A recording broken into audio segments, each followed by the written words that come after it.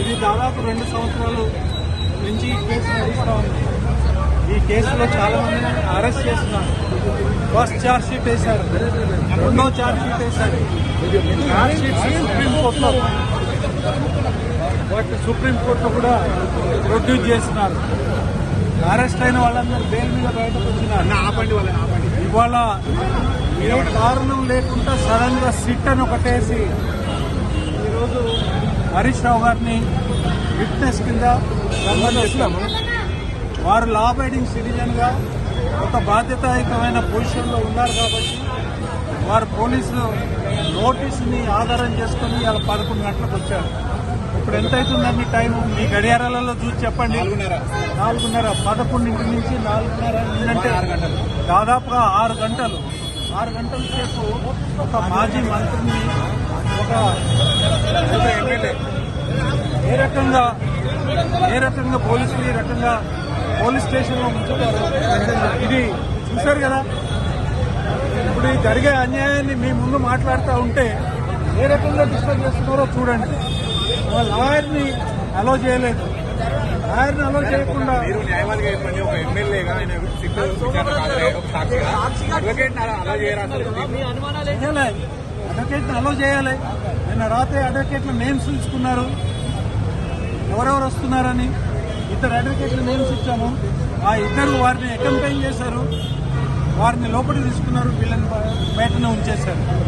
J Ramachandra Rao గారిని, తర్వాత R Chandrashekar Reddy, 2 senior advocates. ఈ సీనియర్ అడ్వకేట్స్ ని లోపలికి రానియలేదు. ఏమైతుంది? అడ్వకేట్స్ లోపలికి రానిచ్చి వారి ముందు వాళ్ళు డిస్టర్బ్ చేయొద్దు, వాళ్ళు చేయరు.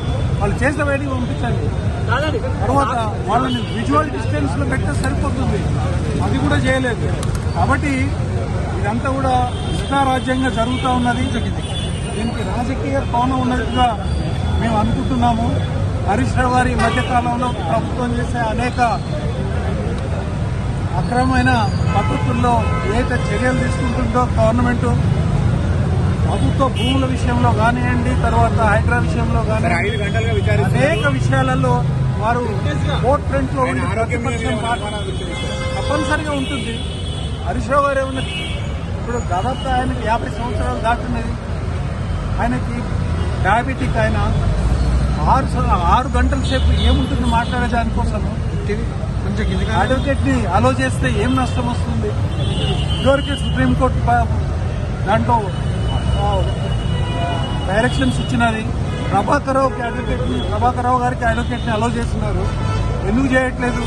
అడ్వకేట్ ని అలో చేయకుండా 6 గంటల సేపు పోలీస్ స్టేషన్ లో ఉంచడం మూలంగా హరీష్ రావు గారికి ఏమైనా హాని తలపెడుతున్నారా అనేది కూడా మాకు కొంత అనుమానంగా ఉన్నది.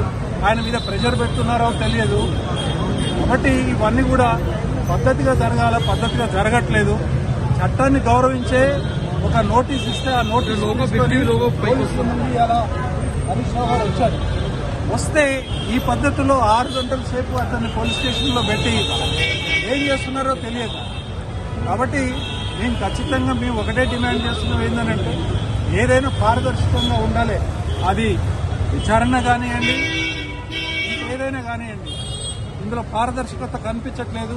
ఇంతకుముందు ఛార్జ్ షీట్లు వేస్తున్నారు. ఇంతకుముందు ఇన్వెస్టిగేషన్ లో ఏ రకమైన లోపాలు ఉంటే, ఇవాళ ఏ రకమైన ఆవశ్యకత ఉండి ఇవాళ సిట్టేసింది అనేది ప్రభుత్వం చెప్పట్లేదు. ఇవాళ ఉట్టిగానే మేము సిట్టేస్తామనండి. ఇష్టారాజ్యం కాదు కదా ఇది. ఈ రకంగా చేసేదానికి వీల్లేదనేది మా అభిప్రాయం.